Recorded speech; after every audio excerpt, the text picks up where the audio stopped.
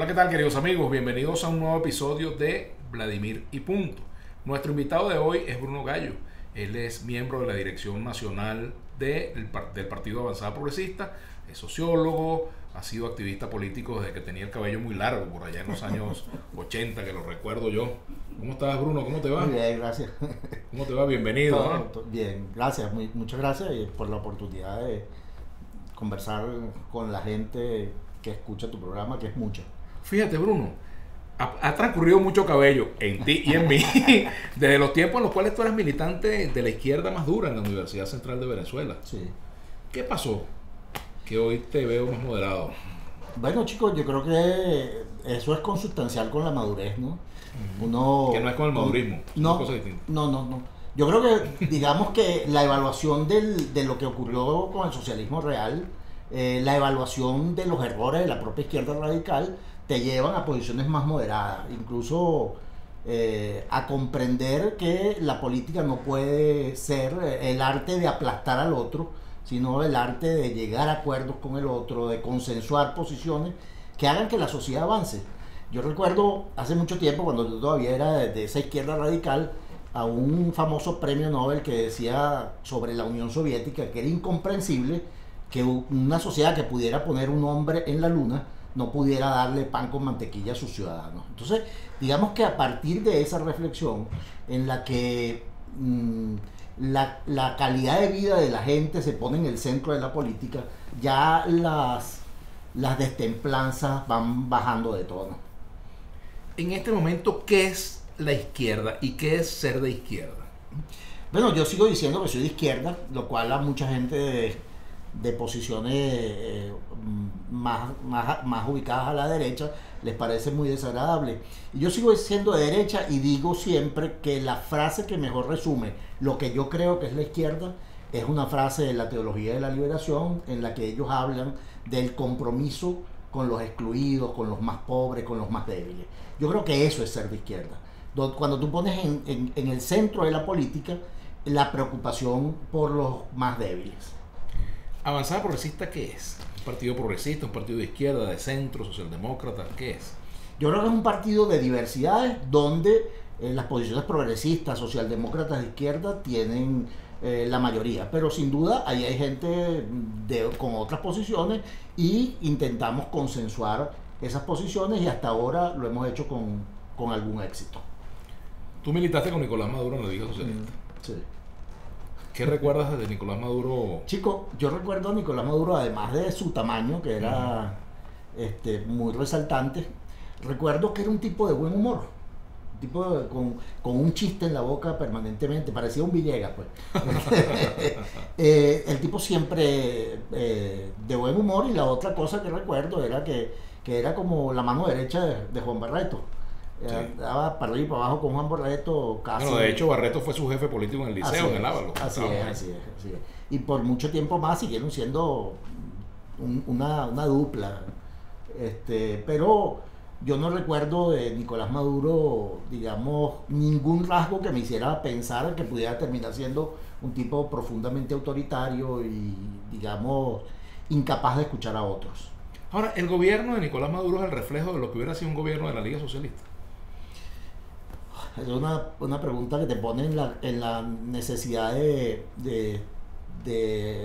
hacer más imaginación que análisis.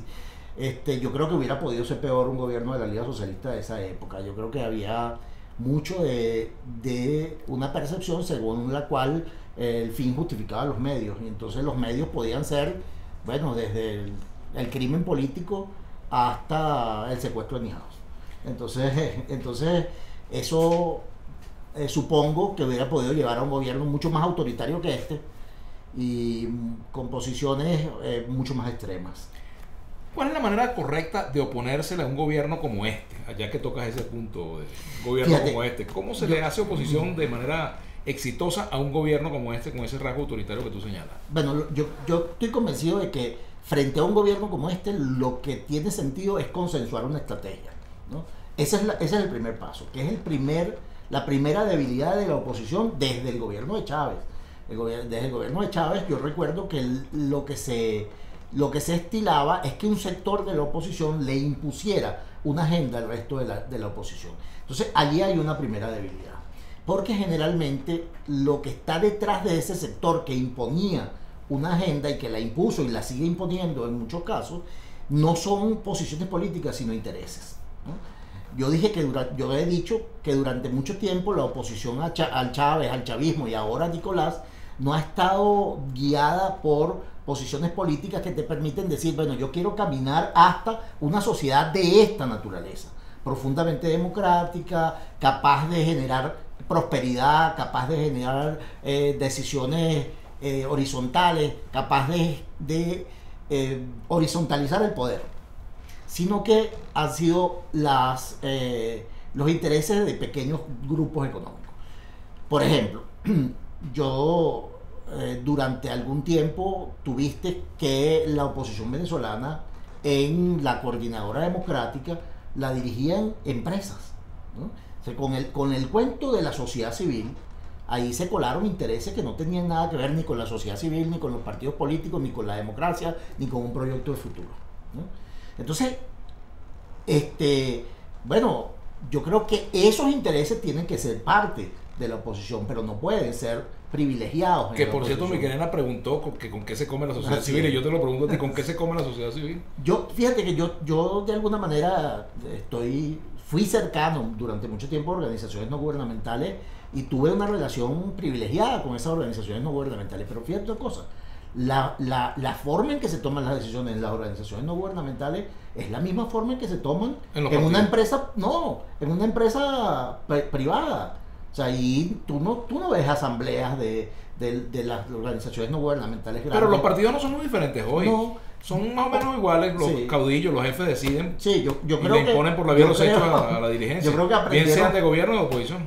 Yo creo que aprendieron de la sociedad civil, ¿no? O sea, esta nueva realidad en la que los partidos tienen dueños o líderes fundamentales o máximos líderes, a mí me parece, digamos, en comparación con los partidos de los 70, 80 que yo viví, bueno, yo recuerdo en la Liga Socialista, a pesar de una estructura profundamente autoritaria, ahí cualquiera peleaba y discutía y sometía a votación las decisiones contra Julio Escalona, contra Marcos Gómez, contra, digamos, los históricos, exacto. Yo creo que eso ha cambiado mucho, y ha cambiado mucho porque, sobre todo en los últimos tiempos, el que financia el partido parece tener una acción dorada. Pero, ¿no? Fija la agenda. En el caso de Avanzada Progresista, ¿qué tiene Avanzada Progresista distinto a otros partidos? ¿Qué se diferencia a Un Nuevo Tiempo, a AD, al PSUV o a Primera Justicia? O a Voluntad Popular. Sin pensarlo mucho, a mí se me ocurre que Avanzada Progresista tiene en su dirección un grupo, digamos, de intelectuales con una trayectoria importante que ha permitido que en ese mundo de partidos con dueños hayamos logrado, digamos, no siempre con éxito, pero siempre con buenas intenciones, mantener un cierto equilibrio en el proceso de toma de decisiones. ¿Y ese partido tiene dueño o no tiene dueño? Tiene una acción dorada. ¿Quién la tiene? ¿Centello o Henry Falcón? Preguntar a Centello. Ahora fíjate, volviendo a un tema que te dejé en el camino, y es el de cómo enfrentar este gobierno, porque no rematamos esa parte que es importante. Sí. O sea, hay dos maneras de enfrentarlo por lo visto, por lo que hemos visto. Una, tratar de tumbarlo, o dos, ser colaboracionista. ¿Hay una tercera? No, yo creo que no. Yo creo que ser colaboracionista no es una opción, y tratar de tumbarlo no es una opción, a menos que tú te dediques de verdad a tumbarla. Yo siempre veo gente con una destemplanza que se parece más a la fanfarronería que a la valentía, que al arrojo, ese que digamos en algún momento signó la política venezolana. Bueno, porque si tú dices que tú eres abstencionista, cuando nosotros lo éramos, bueno, en consecuencia teníamos una política insurreccional y decíamos, bueno, el gobierno hay que tumbarlo de manera muy inocente. Bueno, había grupos que estaban y buscaban armas y tenían uniformes, y digo de manera muy inocente porque yo creo que la guerrilla venezolana jamás estuvo no fue ni capaz de rajuñar al poder, ¿no?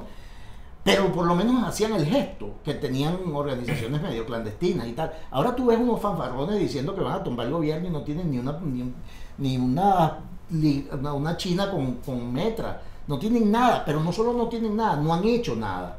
Entonces, esa idea de que la violencia la importen, o sea, que vengan los marines a tumbar a este gobierno autoritario, eso es absurdo. O sea, tú tienes que construir. Ahora, ¿dónde ha estado el éxito de la oposición de la mesita, por ejemplo, la llamada mesa o la mesita, como le dicen? ¿Dónde ha estado el éxito? Hay quienes dicen que es una oposición hecha a las medidas del gobierno.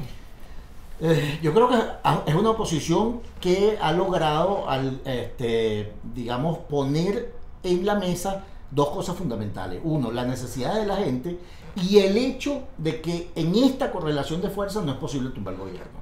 Y si eso no es así, se le está devolviendo la dignidad, la necesidad del diálogo y de la conversación con Y si hubiera posibilidad de tumbar el gobierno, ¿tú colaborarías para tumbarlo? Bueno, yo creo que sí.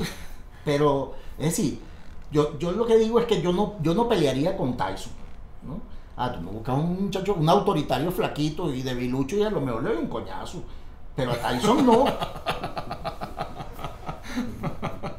¿Tú pelearías con alguien como Betulio González ya retirado? Coño, pero hasta edad, no el Betulio que fue antes, campeón mundial.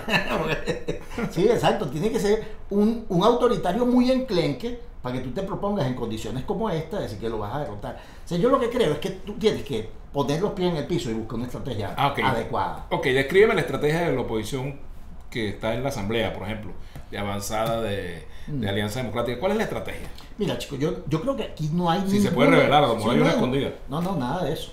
Ya hace tiempo que yo no tengo secreto. Al menos en ese campo. Sí, en ese campo. Yo creo que aquí de lo que se trata es de construir una mayoría sólida, tan sólida que ni para un gobierno autoritario sea fácil desconocerla, ¿no? Y eso no se logra, si tú no representas los intereses de la gente, pero no de toda la gente por igual, sino de la gente, de las mayorías sobre todo, ¿no?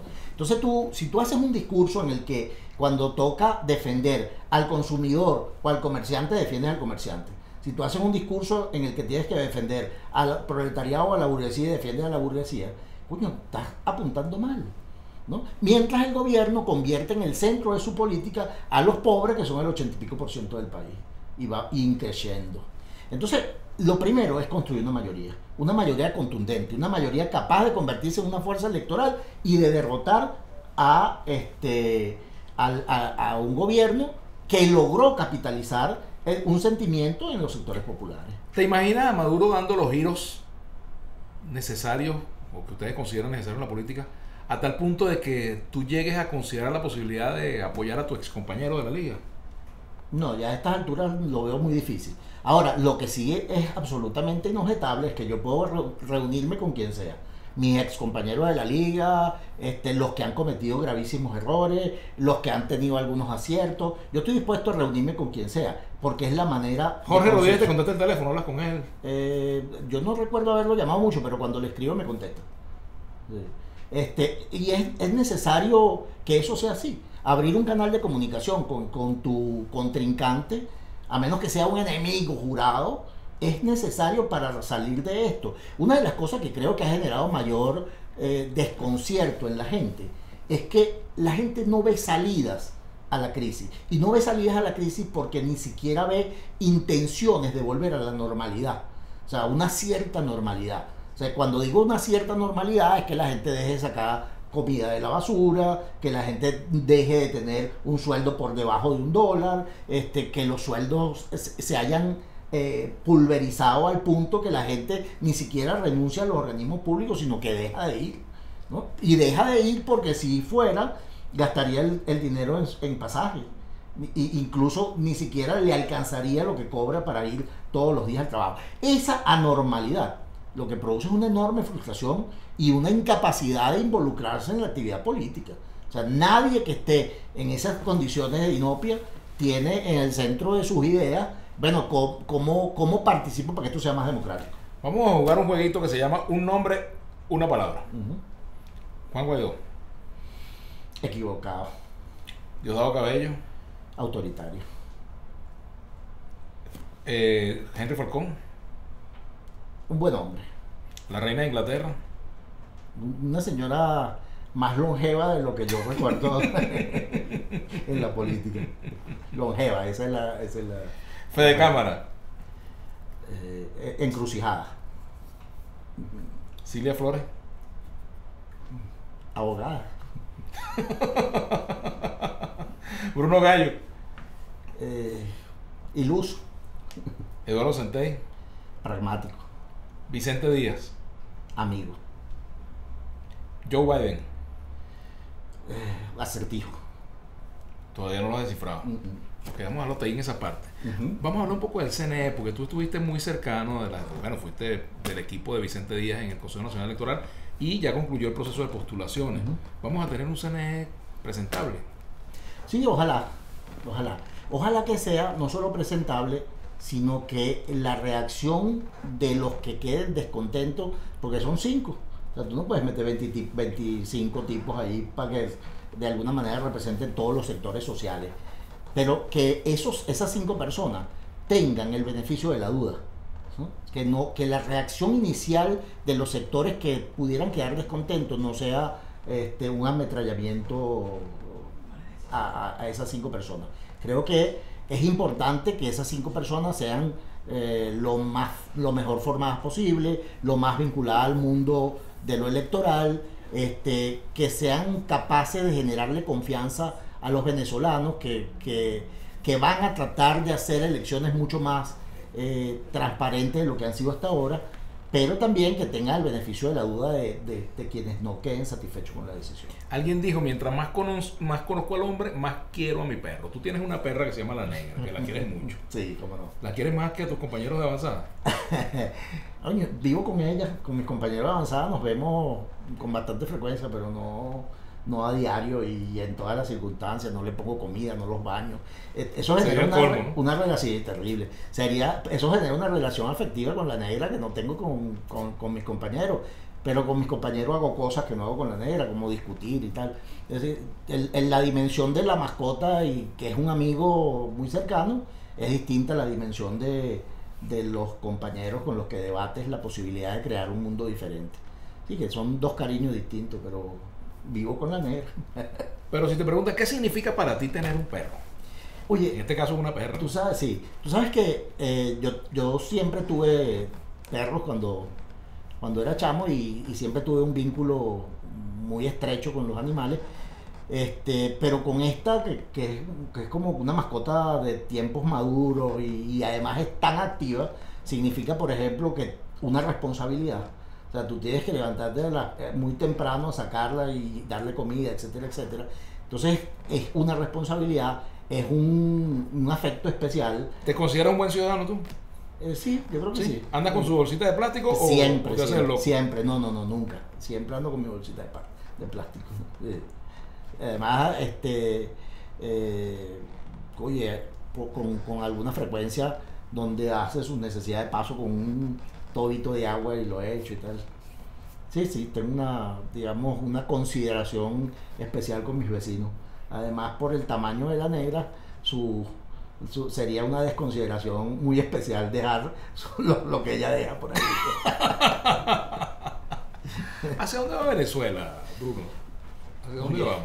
Yo creo que en este preciso momento, estamos en una especie de proceso en el que se está disipando en la condición de país. O sea, hay como un proceso de fraccionamiento en el que ha sido poco probable el reencuentro de los venezolanos para fijar el derrotero, para dónde vamos. Yo creo que la única manera de que un país vaya hacia alguna parte es que se genere un consenso para decir, vamos para allá, ¿no? ¿Cuáles son los 3 puntos más importantes que en este momento el país reclama? Bueno, yo creo que retornar a la normalidad, o sea, a la posibilidad de que la gente tenga una vida normal, tenga un trabajo normal, tenga un salario normal, tenga una retribución por su trabajo decente. La posibilidad de reencontrarse con una prosperidad que Venezuela siempre reflejó. Para nadie es un secreto, yo soy hijo de italianos, mis abuelos y mis padres vienen a Venezuela porque esto era un faro. Era una noticia mundial que en Venezuela había prosperidad. Entonces, retomar el camino hacia la prosperidad también es un tema fundamental. Y el último tema es que tengamos la capacidad de escucharnos por muchas diferencias que tengamos. El otro punto que yo agregaría es el tema del COVID. ¿Cómo lo has vivido? Oye, la pandemia. Yo con suerte, ¿no? porque a pesar de que he estado cerca de gente que ha sido afectada directamente, yo particularmente no he sido afectado, ni gente muy cercana a mi círculo familiar. También he sido, digamos, cuidadoso. Pero, bueno, muchos amigos han muerto, muchos amigos han sido afectados. Tú ves que el, el, el, el, el Estado no tiene la capacidad para responderle a los ciudadanos que no tienen condiciones económicas como para meterse en una clínica. Los últimos días han sido muchísimo más graves porque los centros hospitalarios están colapsados. Conozco de gente que ha muerto buscando un lugar donde lo pudieran atender. O sea que realmente estamos viviendo en medio de una situación trágica, porque además de lo grave de la crisis sanitaria, está lo grave de la capacidad del Estado de responder a esa crisis. O sea, la situación es muy incómoda. Creo que buena parte de la responsabilidad ha caído en los hombros de los ciudadanos, que tienen que cuidarse, que tienen que cuidar a su familia, pero que además la única respuesta del Estado ha sido, digamos, mantener a la gente en su casa, lo cual es improbable si tú no tienes las condiciones para quedarte en tu casa. Si tú no tienes servicio, no tienes agua, no tienes gas, y además no tienes las condiciones económicas que te permitan abastecerte, la respuesta del Estado no puede ser solamente quédate en tu casa, ¿no? ¿Quién manda en tu casa? ¿Mandas tu mujer o la negra? La negra manda más que mi mujer y mi mujer y yo tratamos de ponernos de acuerdo en líneas generales en la mayoría de las cosas. Pero bueno, las mujeres suelen tener una manera sutil de imponer criterios y eso pasa. ¿Eres un macho sometido tú? No, creo que mi relación es bastante democrática. Sí. ¿Quién es el hombre o el líder político venezolano al cual tú has admirado más? Uy. Así como decía Cheo García, yo quiero ser como Ariel. ¿Como quién quieres ser tú? Bueno, tú sabes que cuando yo era chamo, a mí Julio Escalona me parecía un tipo brillante, genial, un excelente orador, que vinculaba la poesía, y coño, ahora me produjo enormes decepciones cuando lo escucho a veces. Así que yo probablemente después de eso no he sentido la admiración por nadie de esa manera. Ahora, sí creo que hay personajes que merecen todo mi respeto. Por ejemplo, yo siempre digo que yo nací a la política, digamos, anti-betancurista y anti-teodorista, ¿no? Y a lo largo del tiempo he descubierto que Betancur es el más genial de los estadistas venezolanos, pero no solo de los estadistas, sino de los intelectuales venezolanos capaz de crear una visión de país. Y definitivamente Teodoro no solamente era un tipo genial, sino además un tipo valiente para romper con dogmas, valientes para indicar caminos, valientes para construir una organización distinta al resto de la izquierda en ese momento. Lástima que el MAS no tuvo la altura de lo que representó Teodoro. Devolviendo la película, y con esto terminamos. Ajá. De no haber estado en la liga, ¿habrías estado en AD, por ejemplo, o en el MAS? Tal vez hubiera estado en la D del 45, nunca en la D que nos tocó vivir a nosotros. Yo creo que por cierto, la liga es nieta de AD. Sí, así. ¿Sabes que el abuelo de mi hijo fue militante del Partido Comunista? Y entonces cuando su hija me lo presentó, y ¿qué te parece el tipo? Adeco. Entonces, ¿cómo que Adeco si él es de la liga? Entonces dice, bueno, pero la liga viene del MIR, y el MIR viene la liga, y el MIR viene de AD, y Adeco es Adeco hasta que se muere. Bueno, caramba, un placer haber conversado contigo, Bruno. Gracias. Bruno Gallo, que yo conozco un dirigente de Voluntad Popular que es Bruno Galo, pero tú eres Gallo. Sí, Gallo con doble L. Pero se pronuncia Galo. Galo, sí, así es, pero bueno. Sí, pero es lo mismo, significa exactamente el mismo animalito. Yo no tengo rollos con la pronunciación. Así es. Muchas gracias por habernos acompañado. Gracias a ti, Vladimir. Y a ustedes, queridos amigos, los invitamos para que sigan acompañándonos en Vladimir y Punto, y sigan acompañando a Contrapunto.